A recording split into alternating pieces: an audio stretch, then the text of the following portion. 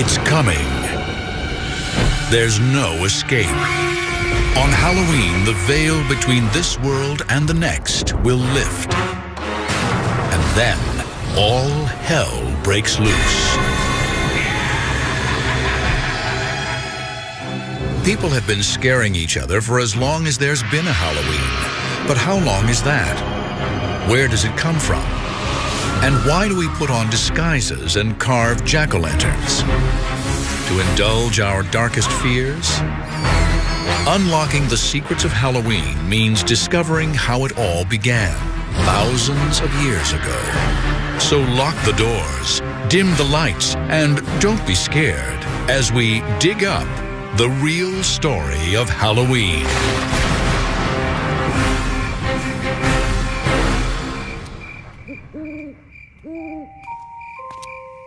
How can you describe Halloween without sounding insane? Masked children come to our doors and threaten us. In return, we give them candy. But why? Why do we carve faces into fruit, then light candles inside them? And why do we adorn our homes with coffins and tombstones? The truth is, we take great pleasure in scaring ourselves to death. Halloween is about being someone else. It's about getting outside your own skin. And I think we tolerate it because we know it's one night.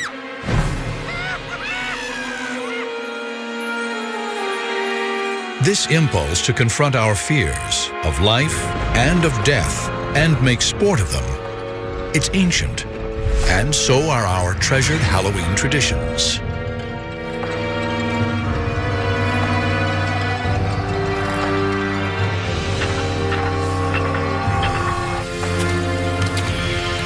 When did Halloween begin? And its ancient origins go back to the old Celtic calendar. And the old Celtic tribes divided the year between a light half and a dark half. And Samhain, their ancient holiday, was a precursor to our Halloween. It was the beginning of the dark half. Thousands of years ago, the Celts, one of Europe's early tribes, celebrated their Samhain harvest festival with bonfires on the night of October 31st to welcome their new year. For ancient peoples, harvest was a matter of life and death. If crops failed, people starved. Death was always close. It was a bit of a warning. You know, it's going to get cold and dark. Gather together, come home. And don't send anybody out alone in the dark. But the Celts believed there was even more to Samhain. What marked Samhain and this transition from light to dark was that time and space became permeable, flexible. And so that spirits, not only of the dead, but of the past or of other realities, could sort of wander into our reality. And humans could wander out and get lost in the other world as well. The veil between life and death was at its thinnest, and the living and the dead could commingle. And that's at the root of all the Halloween celebrations. Stories persist of people on Samhain night getting trapped in the other world, and of the dead appearing among the living. But the truth is, we know precious little about Samhain. We can only guess that their bonfires likely drew one familiar Halloween icon, a thing familiar yet frightening to many: the bat. Before there was electricity, the only way you would have seen a bat would have been by the firelight. And in fact, you probably would have seen it around the fire because bats eat insects, and insects are attracted to the light. Bats come out at night, and nighttime was scary time. So if bats are the best and baddest part of your Halloween, you might just credit ancient people like the Celts. And they weren't the only ancient culture with creepy traditions. Others also looked to their dead. Many, many cultures sort of set aside a day or a couple of days to ritually celebrate and recognize the dead. An interesting thing is that you find a lot of them at about the same time period. especially in agricultural societies. Because if you think about it, spring things come up out of the ground, they're very green, you harvest in the middle of the summer, and towards the fall, and when it gets towards winter, things die.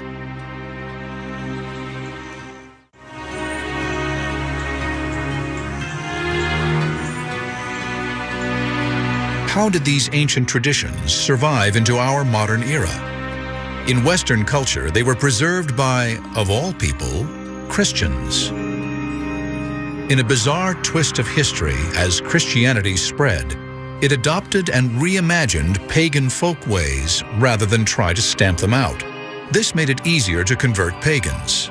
A key pagan festival destined to get a Christian makeover was Lemuria, when celebrants placated the dead, culminating on May 13th. Of all the different days that they have in the Roman calendar to celebrate the dead, it was the spookiest. So on the Lemuria, what are called the larvae, the ghosts of the departed, would come up and haunt people. To quell the dead, pagan Romans poured milk onto their graves or offered them little cakes. But the church co-opted Lemuria in 609 AD, turning May 13th into All Saints' Day, a day to honor the most holy of dead Christians. Setting aside this day was an attempt to Christianize this very pagan festival, and yet at the same time what it did was it kept a lot of the same themes going. The Christianized version of Lemuria was such a success that church leaders made a decision that eventually gave rise to Halloween. They moved All Saints, or Hallows Day, to November 1st to drain the life out of pagan Samhain. Because Samhain fell on the night of October 31st, before All Hallows Day on November 1st, people started calling Samhain All Hallows Evening, the evening before All Hallows Day. This shortened into All Hallows Even, and finally, into Halloween. And then, to be safe, the church went one step further, adding a holiday to honor not just saints, but everyday Christians. November 2nd became All Souls Day, a church-sanctioned holiday to honor the departed. This is real important for Halloween because this is where Halloween gets its association with dead souls, death, and the supernatural again. So thank the church for inspiring the creepy essentials of Halloween. But wait, there's more. The church also helped establish the tradition of trick-or-treating, sort of. It all started during the Middle Ages on All Souls Day, when priests told Christians to pray for souls trapped between heaven and hell in a netherworld they called purgatory. Purgatory was not a pleasant place. It's not hell. It's not as bad as hell is, but it's still probably pretty fiery. Souls are kind of suffering there. Luckily, there is something that you could do. You could offer up prayers for them. How did souls get out of purgatory? According to the church, if enough prayers were offered, a soul would fly up into heaven.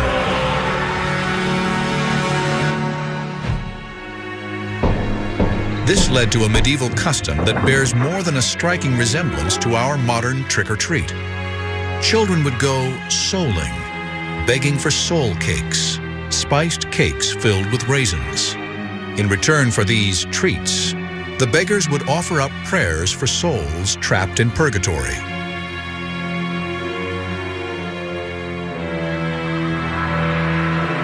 While this forerunner to trick-or-treat became a preoccupation for medieval Christians, so did another future essential of Halloween: witches.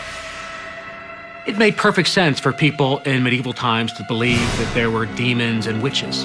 And if there were demons and witches and they were responsible for bad things in the world, it made sense that you hunt them down and you kill them. That was their worldview. A witch panic in the 16th century helped establish the look of the character that, for many, epitomizes Halloween. Almost always women, witches were seen as in league with Satan. They were probably the healers who had cures and folklore and passed down orally through generations. And at some point, that becomes very suspicious for whatever reason to the religious people around them. And a lot of the symbols that were associated with these women, who probably often lived alone, may have been somewhat eccentric, of course, end up becoming associated with witches. Over time, as more and more women were accused of witchcraft, their practical kitchen tools acquired sinister dimensions and became model Halloween icons. Even something as mundane as a broom became an instrument of evil, as well as handy transportation. Another accessory in every witch's lair was perfect for brewing devilish potions: the cauldron. Cauldrons become very popular. Again, it was something that every household had in medieval ages. It was your basic cooking implement. The pointed witch's hat was a variation on a medieval countrywoman's hat. And of course, the mysterious lurking killer with the glowing eyes, the cat. It's not surprising that cats are associated with witches and Halloween. Cats can be a little enigmatic. You don't really know what's going on in their head. Also, they used to hang out near the hearth and by the brooms, so they became associated with witchcraft and with Halloween. Black cats and witches, graveyards and ghosts. The spooky elements of America's great Gothic holiday were taking shape. These ghoulish icons would soon make their way to the New World, where they'd help create the extravaganza we know today.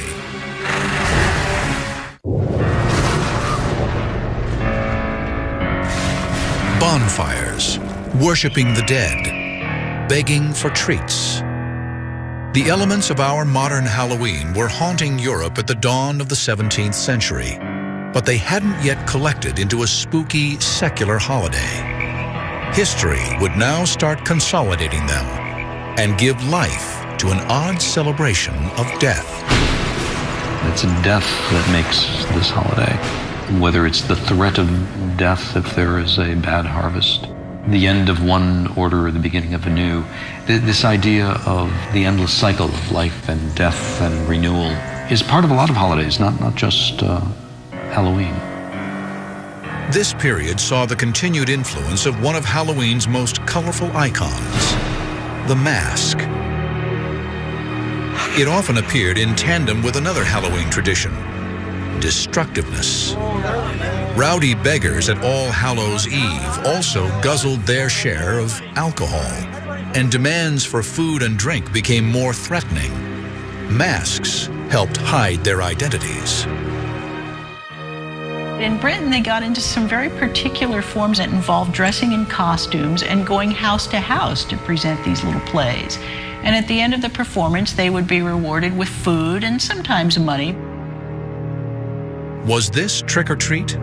Not quite, but the resemblance was there.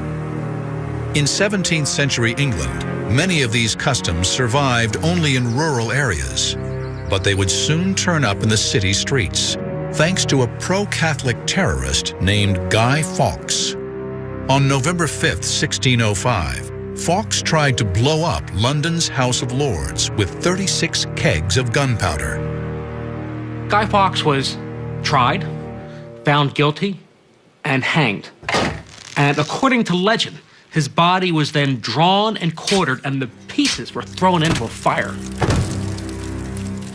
The next year, on the anniversary of the failed plot, and every year that followed, the children of London mocked the memory of Guy Fawkes by causing chaos in the streets, parading, begging, and building bonfires. Today, all over England, this is called Guy Fawkes Day, or Bonfire Night. Now, Guy Fawkes Day fell on November 5th, which is very close to Halloween, so a lot of the energy that was focused on Halloween sort of shifted toward Guy Fawkes Day. While it wasn't our Halloween yet, it had all the signs. Children and adults alike taking advantage of the darkness and letting loose.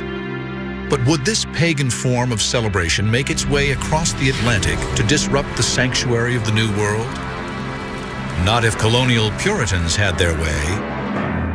For the Puritans of New England, the supernatural was a dark, menacing force, not a harmless superstition worthy of inspiring a holiday. Despite their efforts to kill the Halloween tradition before it took hold, there were a few Guy Fawkes celebrations that made their way to the shores of America. Other settlers tolerated or even embraced the traditions that threatened the Puritans. And seeds were planted for the holiday that would morph into our American Halloween. For example, there's an 1833 description of a Halloween, not even so much a party, but just a small gathering where they told ghost stories around a fire. But now, one more spooky standby. The image of a spirit or ghost would join witches and skeletons in a macabre Halloween dance. By the mid-19th century, America was primed for a much darker holiday. Having endured 4 long years of civil war that ended in 1865 with over 500,000 dead. There were so many unclaimed, unknown dead bodies that the Civil War left behind that this country was obsessed with death. And mostly it was that so many of these soldiers died unknown. We don't know what happened to them. So there was a huge sense of they could come back. Maybe they're not dead. It makes perfect sense that people would tell more ghost stories. And the very first Halloween ghost stories were about people coming back home. It's at this time that America's Halloween story really begins. After the Civil War, when Scots and Irish immigrants brought their rural Old World Halloween customs with them, they helped to establish even more American Halloween traditions. For the Scots, it was a little bit of a scarier night. Until fairly late, we're still talking about the appearance of bogies on Halloween. Bogies, or boogeymen, were sort of amorphous, pestering ghosts that plagued children, hiding under beds or tapping on windows, or lurking by a gate or turnstile. There was a belief that there was a bogey on every stile, which meant on Halloween night you could cross any gate and there might be something sitting there waiting to get you. Halloween's signature symbol, the jack-o'-lantern, also began as a European tradition. But the prototype wasn't carved from a pumpkin. There's a great legend about a character named Jack-o'-lantern. And Jack was a troublemaker, but he was so bad he even managed to get himself thrown out of hell, which is not an easy thing to do. But the devil did decide to have pity on him and scooped up an ember from the fires of hell and gave it to him. So Jack takes the ember and he puts it inside a hollowed out turnip. And he walks around, and that becomes the legend of Jack-o'-lantern. In one age-old European practice, children would carve their own jack-o'-lanterns out of turnips and light them with candles. The first reference we have in the United States to Jack-o'-lantern, it comes from Nathaniel Hawthorne, and he's writing in Twice Told Tales, and he's describing someone's very tattered coat full of holes, and when you hold it up to the light, it shines like a jack-o'-lantern would. Americans improved on the jack-o'-lantern tradition. They substituted big, round pumpkins for the old world's hard little turnips, and Halloween finally had its trademark. Pumpkins are generally harvested around Halloween, and kids realized jack-o'-lanterns could be a prankster's best weapon on Halloween night. Kids figured out this great thing they could do. They could take a pumpkin and you could hollow it out and you put a candle in it. And then you take that pumpkin and you put it on a stick and you put a sheet over it. And you parade around, you can put it in front of a window or something, and it's really a pretty scary picture. Jack-o'-lanterns soon became the face of Halloween. But Scots and Irish immigrants also brought with them the more rambunctious, stone-throwing, prank-playing Halloween reveling to America. And on Halloween night, at the dawn of the 20th century, there was a whole dark world of trouble just waiting for American boys. Halloween had been on a dark and scary journey from its origins with the Celts centuries ago. In the Middle Ages, it became a Christian holiday honoring the dead. But by the 16th century, it was turning into a rowdy kids' celebration, marked by begging and pranks. By the 1800s, Halloween had even moved into cities and towns across America. But the ghastly face of Halloween was reimagined in gruesome shades of orange and black at the turn of the 20th century. For the first time, artists of the era brought together all things scary and linked them to Halloween. Skeletons and spiderwebs, jack-o'-lanterns and bats. They established the look of Halloween that we still use today. Among these icons are white-sheeted ghosts.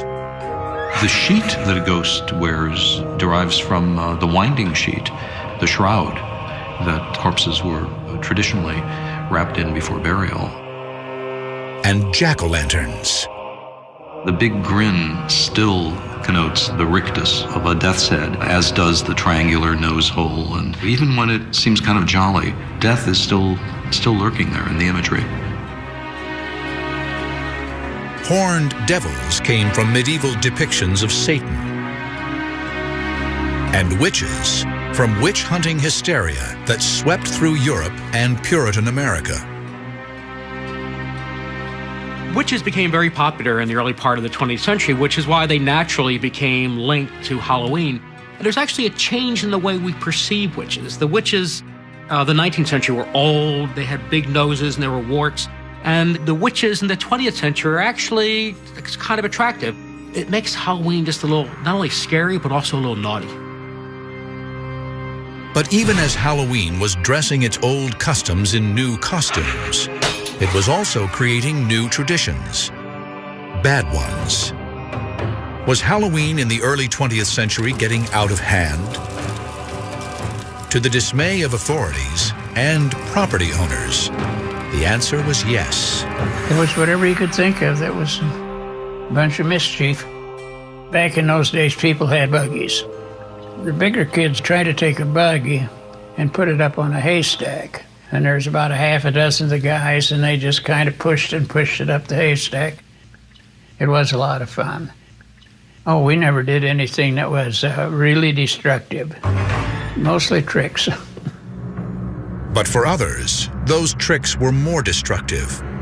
Pranks, usually committed by adolescent boys, plagued cities like Chicago and Philadelphia. By the 1920s, Halloween in America was turning into a crisis. Tricks on Halloween night were out of hand.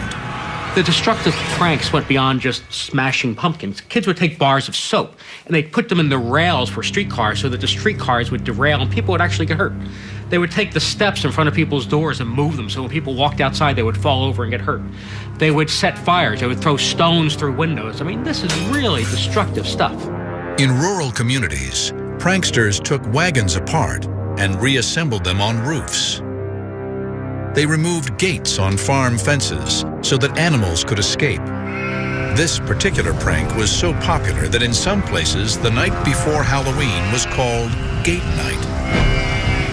In other cities, it was Mischief Night, or even Hell Night. Halloween pranks during the Great Depression may have been, in part, a product of the desperation of the time, an excuse for troublemaking. But there was already trouble everywhere, and many communities couldn't afford to feed their own, much less clean up destructive messes.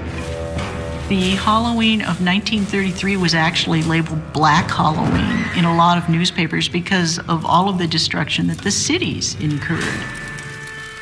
The kids were no longer just doing innocent, silly things. Now they were smashing light bulbs. They were setting fire to buildings. They were smashing car windows. If Halloween were to survive, it would have to change. Schools and police departments and other civic groups consciously and very actively promoted the idea of taming Halloween. And so they started to invent all sorts of things for kids to do, to divert them. Townwide parties, costume contests, games, everything that you could think of to get the kids away from pulling tricks and into the light. Novelty companies like Dennison and Beistel helped out these civic efforts. Denison published a series of Halloween guides called Bogey Books that suggested ways of turning Halloween from a prank night into a party night. Denison was one of the first companies that realized there was money to be made off of Halloween. They started to put their own Halloween materials out for retail sale in drugstores all over America. They also made masks and paper costumes. This was a first. It was the first time that costumes were specifically made and marketed for Halloween. Before that, costumes had all been homemade. When I was a kid, it wasn't Halloween outfits like you wear now. So basically, you wore your overalls or your jeans or sloppy clothes, but you didn't go downtown and buy a special outfit just for Halloween. Just anything, to make yourself a little conspicuous. Paper costumes were fancy and an improvement on the homemade variety, but they had their drawbacks. Unfortunately, a lot of that paper was flammable.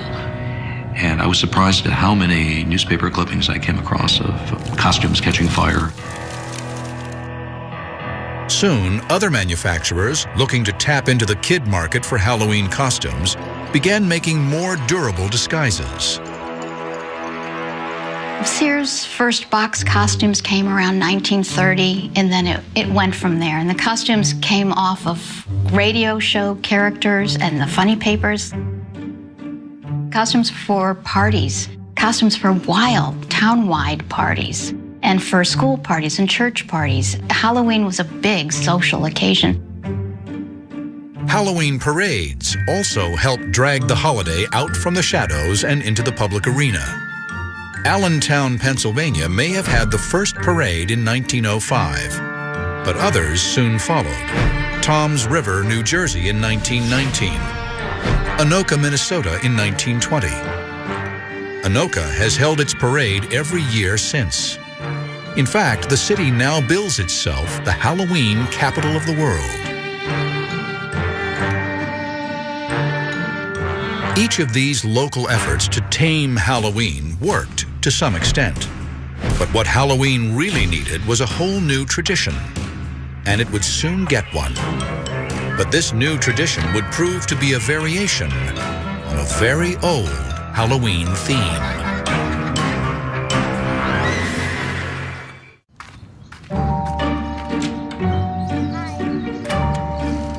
Trick or treat.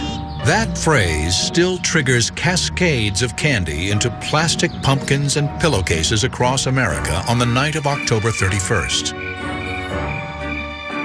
And though the custom goes back centuries, the phrase trick or treat is probably less than 100 years old.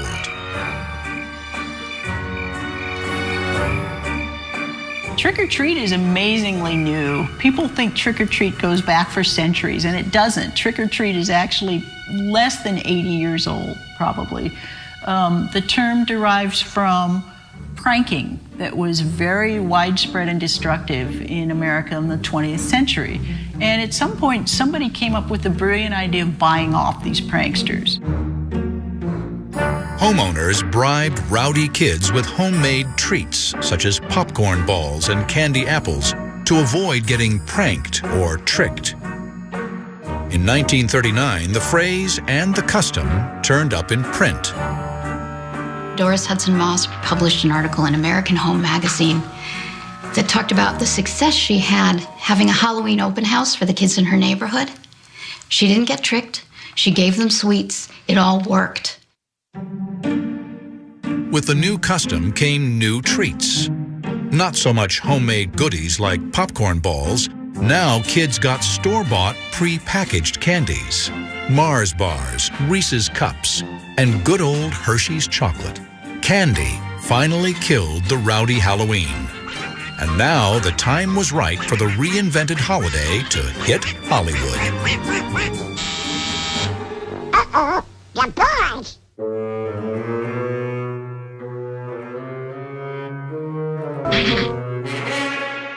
Hello, boys! Trick or treat! For you, Thank you, Mr. Donald! Halloween was becoming a pop culture phenomenon, a national festival attended by millions, celebrating the joys of scavenging for mass-produced candy. I loved Halloween when I was a kid. I participated in it. I loved the rituals of it. I loved the pranks of it. I loved the mischief of it. I loved going to houses and dressing up and getting candy, and then there were parties. I mean, it was just fantastic. Then in 1966, Halloween found a home where all pop culture ultimately goes: TV.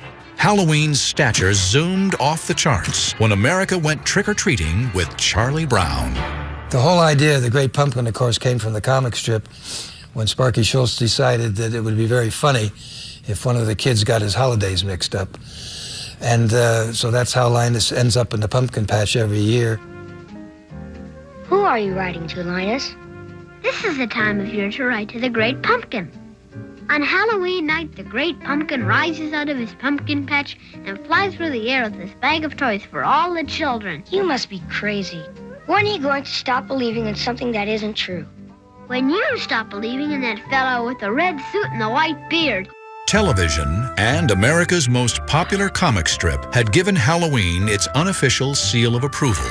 The holiday had never in its entire history been so mainstream. But Halloween-themed cartoons aimed at kids were one thing. A movie for adults with Halloween as its theme was another. Nobody had ever tried it before. That is, until director John Carpenter took a stab at it in 1978 with the classic Halloween. The idea for calling my film Halloween came from the distributor. And when he said it, I thought, well, you know, he's right, absolutely right. There's never been really a Halloween-themed film. It's one of those eye-openers. Wow, why didn't I think of that years ago? What a great idea. Carpenter's $325,000 film would spawn a franchise grossing more than $500 million. It broke new ground, elevating the horror film from B-movie status to respected genre. And completely by accident, the film would also redefine our attitudes about Halloween masks. It started when the wardrobe budget forced the crew to create a mask for the villain, Michael Myers, for next to nothing. The production designer ran up to Burt Wheeler's magic shop on Hollywood Boulevard and bought this Captain Kirk from Star Trek mask, which didn't look anything like William Shatner, just looked this strange face, elongated face. But it was spray painted and fixed up a little bit. It was distorted, which is perfect. It's kind of written that way in the script, as wearing a face. The bargain basement mask and the villain behind it soon became another Halloween icon. Michael Myers still, even though the original movie came out in 1978, it still remains one of the most popular Halloween characters of all time. This idea of the masked stalker menacing young people at Halloween, it shifted the focus of Halloween away from ghosts and goblins to human villainy. But this nondescript mask did much more than that. It helped to redefine the limits of what a Halloween mask could be. And it ushered in a new face of Halloween, one for a new millennium.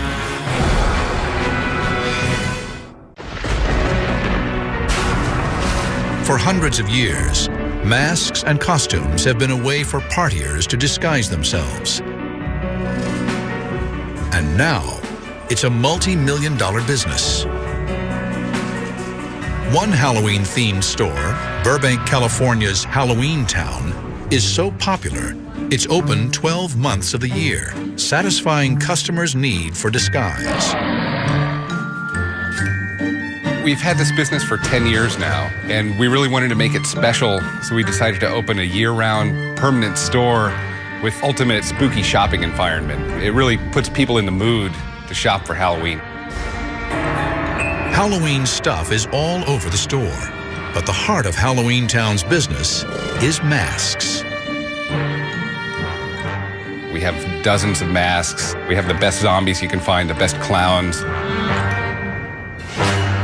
Masks and disguises have always been great ways to let you off the hook in terms of your behavior. With an acting out kind of holiday like Halloween, of course, it's perfect. When I was a kid, I loved masks, but usually all you could find at the local stores were crappy plastic, flimsy masks that lost their shape. But as time went on, they've really evolved into an art form where there's a lot of time spent in the sculpting and the painting. And now it's to the point where you can get an expensive, high-end mask that almost rivals movie quality. And Wayne Toth would know. He's a special effects artist for major motion pictures. We have a lot of customers that like higher end stuff or high quality stuff, so we go out of our way to get that. We have high end costumes, fancy jackets, and all kinds of accessories you really couldn't find anywhere else. We try and make it so no matter what you're looking for, you can find it here. Today's upscale masks and costumes are a far cry from the generic devils, witches, skeletons, and ghosts of the 1960s. But that's the decade when the Halloween wardrobe began to change. Hollywood started to influence what kids wore, transforming them into their favorite TV and movie characters. Today, that trend has escalated to an obsession. Film franchises like A Nightmare on Elm Street, Scream, and Halloween are inspiring growing legions of kids to dress to kill. To wear the mask of the killer or of the ghost, of the skeleton, it gives a kid a sense of a lot of power and also of safety, because the monster can't get you if you are the monster for that moment. Crazed killer masks are just part of Halloween's evolving taste in costumes. The only rule now is that there are no rules. Masks take their inspiration from pop culture, religion, politics, you name it. And a growing number of faces behind them belongs not to kids, but adults. Halloween has become a huge adult activity, and I don't think that was the case, say, 50, 60 years ago. But it's been, again, specific days set aside where you can be somebody that you normally aren't. You can get behind a mask, you can wear clothes you would never wear during the rest of the year, and people enjoy these. Truth is, our 21st century Halloween is as much a holiday for adults as it is a holiday for kids. You get those children who are now growing up and they become very nostalgic for Halloween. So Halloween shifts again, starts to become more of an adult holiday. Halloween businesses now cater to anyone who wants to get into the spirit of the holiday, with parties and Halloween-themed venues such as haunted houses. 50 years ago, when you were too old to trick or treat, you probably had to stay home and hand out candy. There was nothing else for you to do. Now there is a vast and imaginative haunted house industry just for you. And there's something like 4,000 haunted houses in the United States every year.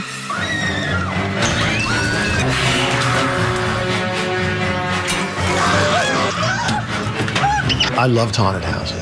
It fascinated me. They terrified me as a kid. But haunted houses aren't the only place to find adults getting out on Halloween.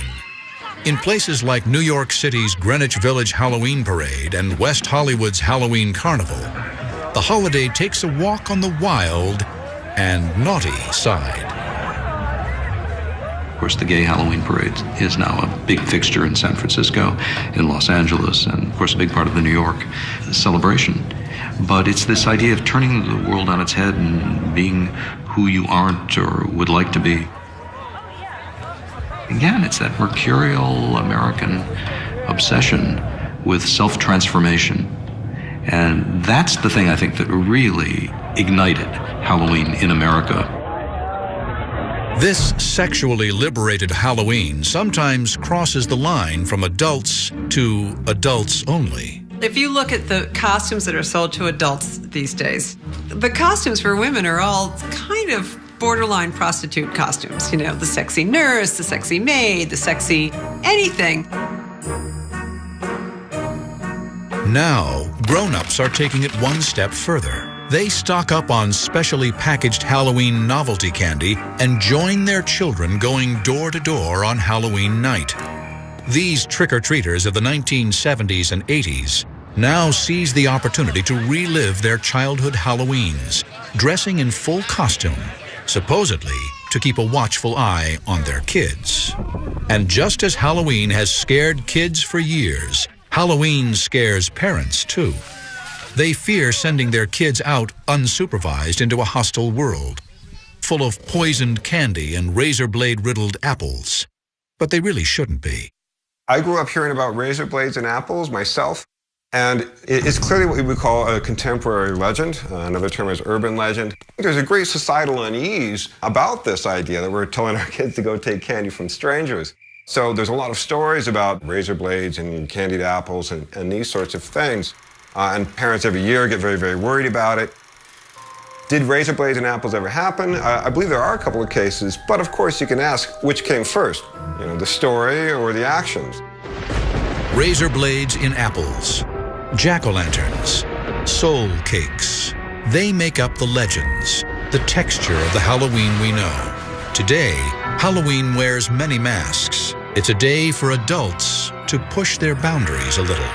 Clearly, a lot of women want to have a very sexy side of them, and it's only on Halloween that they bring it out. Maybe, they could do a little more often. Yet Halloween still remains the domain of kids. When you're a kid, you had one night a year where you were in charge. You got to dress up. You got to be something that you usually weren't. And you kind of even got paid for the privilege of this. It was an amazing holiday. Halloween doesn't like to have its energies tamed. It's the rebellious aspect's going to pop up somewhere. Look close enough, and you'll see that Halloween is a showcase of everything the human race fears. Through the centuries, we've learned to live with what scares us most. And now, on October 31st, we turn our fears into fun. So beware of haunted houses and creaking doors, billowing sheets and full moons. And don't be surprised if a smiling jack-o'-lantern wishes you Happy Halloween.